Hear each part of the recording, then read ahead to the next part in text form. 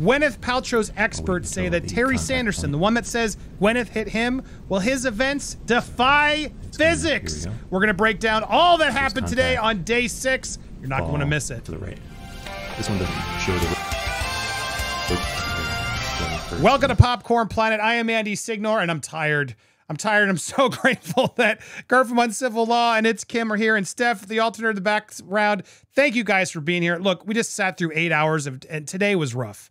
Today was even rougher. It's just been rough today. The only thing that was keeping us going was Math Daddy, Dr. Sure, coming out and dropping some serious formulas and breaking down the reality of what happened. Guys, before we play these clips, I'm going to go to you, Kurt. Welcome. Always a pleasure to have you on the show. As a law expert, did you feel like Dr. Sure here, this data expert, the biomechanical physics stuff, did you find him credible and a good witness? Yeah, I thought it was extremely credible. He came off very smooth, relaxed. He had a very easy presentation style, was completely unfettered on cross, just responded really, really well, really, really sharp. Always had a really good answer. I didn't necessarily agree with all of his conclusions, but I thought that he presented himself very well, and I'm sure will be viewed as credible by the jury. Yeah, and as we were saying during our recaps, like this is a witness you paid good for. He did a good job. In your opinion, is Ms. Paltrow's account consistent with what you know about biomechanical engineering? Yes, biomechanical engineering. Sorry. Maybe another way to put that is it consistent with the laws of physics? It's the same question. Yes. Yeah, and exactly. Dr. Boehm, the jury heard, talked a lot about Newton's laws and the laws of physics, applying those to the evidence in this case. Dr. Bain was the plaintiff's expert. He's here to now school Dr. Bain. Account is consistent with those. Objection lacks foundation.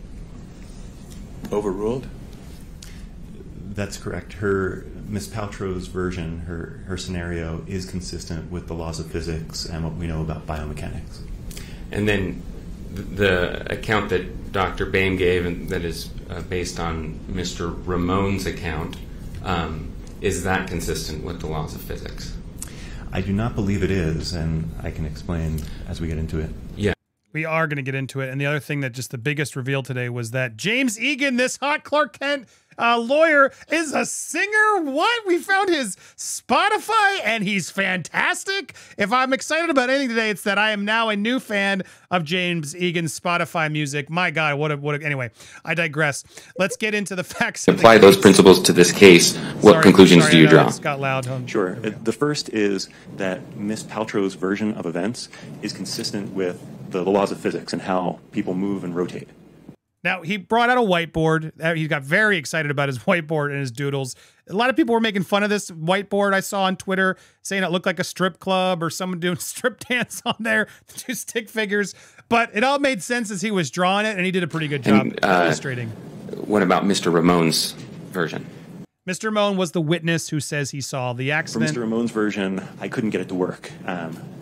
It doesn't match with the laws of physics. The complete part of his testimony just doesn't fit. And so can you explain why it doesn't fit? Sure. So Mr. Ramon's version, maybe I should sit down. Oh, sure. Yeah. So in Mr. Ramon's version, he says that he sees Ms. Paltrow contact Mr. Sanderson squarely in the back. And he says that it's in the middle. It couldn't be any more in the middle than if he tried, or if she tried. And then also that she rode him down. I think the quote was something like, in his deposition, he says, like she couldn't have been on his back any more than if he had strapped her to his back, something like that. So as they're going down in Mr. Ramon's version, Mr. Sanderson goes spread eagle, arms out, legs out. And the key for me is that Mr. Ramon says that the inside edges of those skis that are going into this V catch, and Mr. Sanderson stops on a dime. And if that were the case, then Ms. Paltrow would keep moving, and, well, maybe I should draw. Sure, go ahead if it will. Yeah. He's like, ooh, let me go draw more. I'm going to try to draw a top-down version of this. So if we have... I was so excited doing it, too. It was so cute. It was so wholesome. Mr. Sanderson, and here are his skis. Like a snowman on skis. And then I'm going to use a different We're looking color POV down, overhead, right? A lot of people were making fun of these images, but if we're looking straight down... Ms. Paltrow contacts him from the back And now, this is the same whether one ski is between his or both skis. If the skis are apart, it's a little bit different, so we can get to that in a minute. But if her skis are between his, let's just say, then when he falls, and here is his, so they're moving in this direction. That was probably obvious, but I want to make sure that was clear. So now we're still looking down. Here's Mr. Sanderson's back. Here's his head. Here's one arm. Here's another arm. Here's one leg, the other leg. Now, remember, Mr. Ramon says that his skis are in a V, spread eagle. So now, if that were to happen, then he stops very quickly, and Miss Paltrow is going to remain in contact somewhere around here, and her skis are going to stay underneath Mr. Sanderson. When that happens, it's like the center of mass continuing to move forward while the skis slow rapidly, which creates an upward force of that heel. It's going to create a heel release. But as you heard in the testimony, all the skis were on. It doesn't work. It takes actually very little force for this to release, the heel piece to release, in a scenario like this. So it doesn't match with physics. And it's the same way whether one ski or both skis are in between. So pretty damning. I mean, again, he took the physics, he broke it down. It's sort of like, well, how do you dispute physics? Kurt, I go to you, like as the legal expert here. I'm curious. Like, this is a pretty good testimony, no? I really like the use of the whiteboard and creating the images in real time before the jury, rather than just having it as a PowerPoint, which is how you typically go about this. I'm not sure I've really seen this before, but I kind of like it, because they can actually see it being created and understand it in real time, as opposed to just having meaningless PowerPoint. I don't know about you, but I hate PowerPoint. So no, this presentation I found very effective. Yeah, and he was really easy on the eyes, no, Kim? I can definitely say that our chat, our community was very happy to watch him. Yes, they were standing him pretty hard. Just the community, though. No, all of us. We were all in Matt Saddy. We were on team Matt Saddy. All right, Kim, let's go to your thoughts. Here, I want to play this quick. And if there's here are now they made another super visual effects clip to show the jury, which we were talking, and Kurt agreed, like, this is hard to unsee. As the the jury is going to see this, it makes it seem like it's the definitive example of what happened. But in this incident, we had the physics look over Gwyneth's, what Gwyneth said happened. So we then get to see that's what he did, skiing between her legs and falling behind her. It's hard to now not like see this any other way as it went down. What's also weird is like Terry was all the way over there and then does a sharp turn over. There's plenty of room on this thing. I don't even get how it even happened. To me, I feel like they must have both hit each other. And it's just very odd. But Kim, this was pretty damning to see too, no? This is gonna be hard for the jury to unsee. I think it's a visual representation. It's gonna be an image they're gonna have in their head now of what the accident could have looked like. And I think that is going to have a lot of weight on how they make their choice, because it's really hard to not consider that now that you've seen it. And when you try to envision Terry's version of events, it gets kind of tough to be able to do. So I could see this being a very key piece for them. Now, an incredibly smart move by the team here to have this put together, to have this visual put together. It's just really nice attention to detail. It shows exactly what the witness was testifying to, so it's demonstrative, but having this kind of detail in mind, it's so much more visual. Now, they had a guy come on who built the animation. There was a whole argument. I don't want to get drowned in the weeds into it, but at the end of the day, they did allow this to be played. There was a question as to how it was Ramon at the right size, et cetera, et cetera. Either way, it went in. This was evidence that was then seen as demonstrative, as Kurt just said. Now, at the end, there was a really great question. We all caught this. It was like the perfect way to end this expert. Summarize for us. What are the main points that you want to get across for the jury here? Sure. The first is that Dr. Boehm cannot say with any accuracy that Miss Paltrow landed on Mr. Sanderson. His calculations are wrong, and when you look at the equations done properly, Mr. Sanderson can land on the snow and sustain his injuries without Miss Paltrow falling on him. And if I may, Dr. Schur, was it your understanding that Dr. Boehm's opinion was that his account was the only possible way the injuries could occur? Yes, Mr. Ramon's version was the only possible way. He said Ms. Paltrow's was impossible, which I believe is false. I think Ms. Paltrow's version is possible. Right. And would you say that Ms. Paltrow's is the more likely of the two accounts? Well, considering it's the only one that matches with the physics of what would happen in contact, yes, I think so. Okay, and I interrupted you. You were going through your main points. What was the next one? Well, I think we've covered it. The second thing is that Dr. Boehm cannot say that Ms. Paltrow's version is impossible. That's absolutely wrong. It sounds like you're saying, in contrast to Dr. Boehm, that there are various ways this accident could have happened, the injuries could have occurred for Mr. Sanderson. Is that right? That's correct.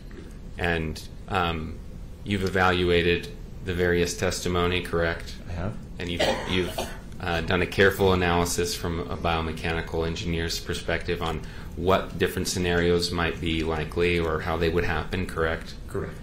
And is it your opinion that Ms. Paltrow's version is the more likely of the two versions that you looked at, Mr. Ramon's and Ms. Paltrow? Yes. Once again, it's the only version out of the two that matches with the laws of physics, the biomechanics of it. Okay. It's a pretty impressive way. Now that was all where things went great until suddenly the plaintiff stepped up for the cross. Yeah. Your Honor, we would object to him writing on the witness's board. It's not an exhibit. It's certainly fair game. Okay. It's fair game. Don't touch Is my that board. fair game, Kurt? Well, Could they have brought their own board? Can we mark it as an exhibit, Your Honor? Why don't you take a picture of it and you can use that? Because he is and then going to you change can- up the you can add evidence. to it. Okay. It is our board. In academic We fields, don't have any questions right now, so. in academic fields, it's common that people write on each other's drawings. Correct? Is it? I don't know if Is I've it seen though? that, but I don't Is have a that problem common? if you draw Bring it. your own Okay. board. BYOB. I love how he tried to justify it. It is common. I wish in I had a academic whiteboard. fields.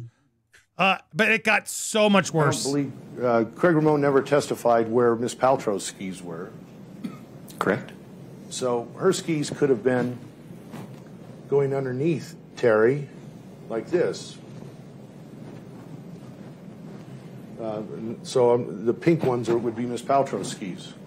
Is that a version that is possible? It is not. It's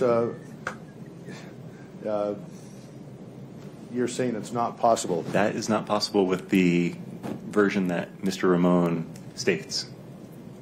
His version didn't talk about her skis. Now here, I'll draw what her body.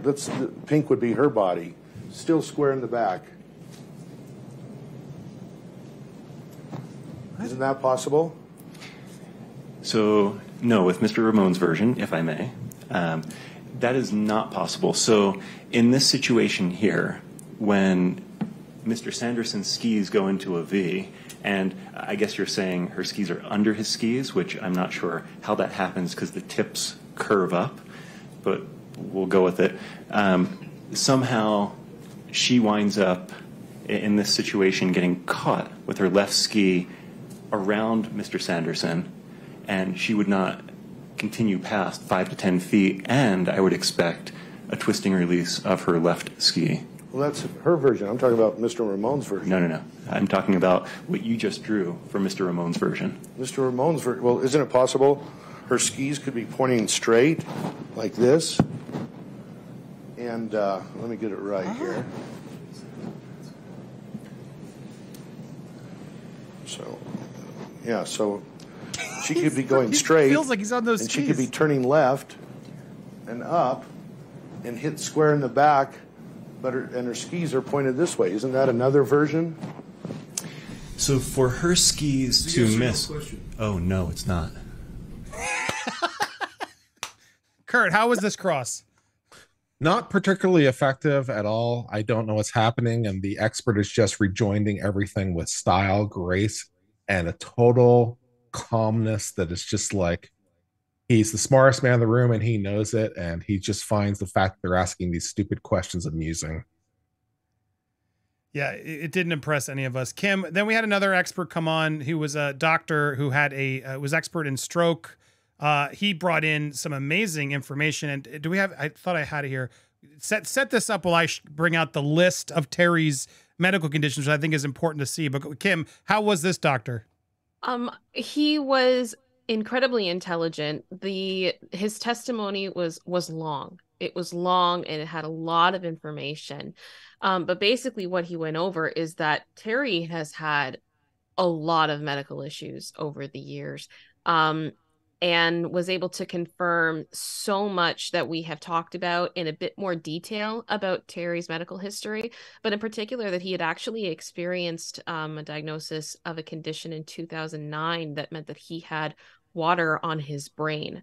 And then the stroke that he had, which caused blindness in his right eye, so that there had already been brain damage before the accident. It also was confirmed through this whole discussion that he had been asked prior to the skiing accident, I believe, to stop drinking, and he had ignored that request from his doctors. So it's just, again, kind of adding to this dialogue that we've seen of Terry being reckless. And Dr. Steven here knows a huge amount about brains and the way that they work and the way that trauma affects the brain. And it was pretty rough for Terry. It was not a good witness for Terry. Well, and it was very slow, but he was very smart. But then we learned we learned he had suffered a stroke himself as expert. Yes. So it added a whole nother layer to it. I am going to play this quick clip of just where he talks about the lies for money, the attention seeking of Terry. We also get a sense of like he took his time with his words. He had to rehabilitate and relearn everything through his own stroke. It just compared to Terry's testimony, it just was very odd that he showed no signs of any problems given all that they keep saying Gwyneth caused. Lying. You were asked about that, right? Yes. Did you review the deposition of Jenny Sanderson, the daughter? Yes. Did you observe she said that her dad would, in fact, be dishonest in order to get money? Yes. Objection. Beyond the That's scope. not an evidence. No, that's not an evidence. It is. Jenny Sanderson is not an evidence. Yeah. Overruled. And that he seeks attention, and the notoriety of this case makes him feel powerful. Did you read that? I did. He continues only with 20 more seconds. What is, again, extremely real? The factors of this litigation and the factors of the media attention around his concussion case. So again, saying that this was all part of the reason. Kurt, was this effective for you? Even though it was a little tougher to get through, did you feel like this was effective to hear that stuff for the jury to hear? There were portions of it that were effective, but his overall style was very slow due to his own stroke that he's recovering from. And so he had a very slow, methodical style that at times made it difficult to listen to. So I'm not sure how much the jury was able to retain it, but the value in the expert from Gwyneth Paltrow's side is the contrast, because he has a mental condition as a result of a stroke, and the plaintiff is testifying he has a mental condition. The plaintiff's condition is nowhere near this, so it shows the plaintiff to not be injured by contrast. So if the jury walks away with anything, I think it's more of an overall impression than the actual details. Well, there you go. I would keep staying here too long. That's the recap. The weirdest part of the day, I would pull it, but it just happened and it's not worth seeing, was when they actually started reading depositions of Gwyneth's children, because I guess they couldn't be there. So they had the lawyers reenact them and read scripts. It was really hard to pay attention to, and it was very strange. And it was odd they didn't just get Gwyneth to read one of the kids. So at least it made it a little bit more engrossing since she's sitting there. But it was a very weird thing, and I think it went over everybody's head as we tried to listen to these bad lawyer reads. It was weird. But yeah, overall, very slow going day. I still am Team Gwyneth going around the bend. Kim, Team Gwyneth or Team Terry? I think Gwyneth's chain, or her version of events, is more believable, more probable at this point. Kurt? I think on balance, Gwyneth, but since the standard is preponderance, just slightly more likely than not, I think an outcome for the plaintiff is possible, although I wouldn't imagine that he'll get the full amount he's asking for. And it's interesting. The one question, since you're here, there was a point he asked for $3 million, but now they're asking for $300,000. What are they going to likely give him of that? What's the max he could get? I suppose the max is, well, there's the max is the amount the jury thinks is proper under the circumstances, so they could give him everything he's asking for. But the question is how much damage Gwyneth caused. If she caused the injury, how much injury is due to what she caused? And there does seem to be some injury here, so I could imagine an award, but I think it's unlikely, assuming the jury finds that she caused the accident, which I don't think is all a given. But assuming they find that much, I think an award, but probably not as much as he's asking for. And all the incidents before, do you think that's going to affect or weigh on them to say, well, then she's not responsible for all this? Yeah, certainly, because he has a lot of conditions that seem to be due to his own personality traits, and some of it's due to old age and factors like that. The expert that testified for Gwyneth said that there was some short-term loss in the weeks and maybe up to 3 months period. But after that, there was no long-term recovery that was due to the injury. And that seemed very plausible to me. Well, if you like his analysis, go support Kurt over at Uncivil Law. Go give him a follow, subscribe, a tip, whatever you can do. Appreciate you being here, sir. And thanks for hanging out with us all today. It was tough. Make sure you support It's Kim as well as Steph the Alter Nerd. We'll be back tomorrow, I guess, doing this again. Please hit that subscribe button. Hit the bell for all alerts.